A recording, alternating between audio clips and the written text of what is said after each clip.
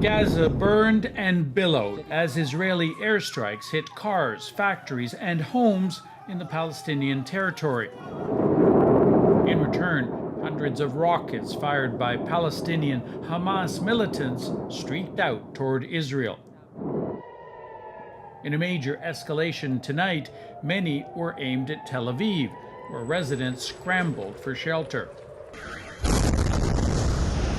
Earlier in Gaza, a 13-story residential tower teetered, then collapsed amid black smoke.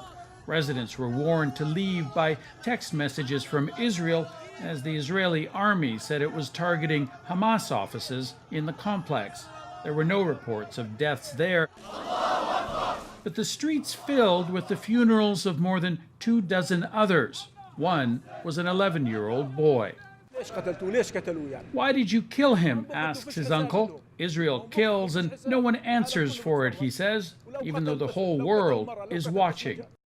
Along the border with Gaza, Israel lined up its tanks, threatening an invasion. And in a meeting with military commanders, Israeli Prime Minister Benjamin Netanyahu was defiant.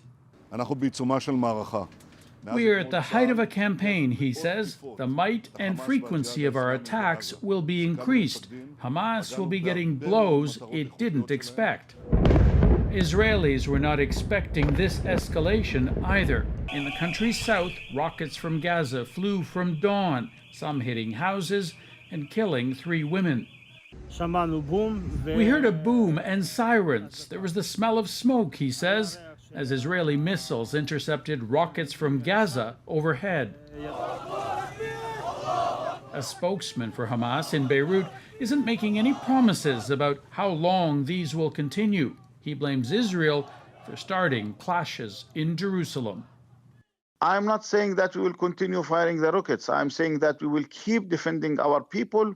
We'll do our best to protect our holy places, the mosques, the churches.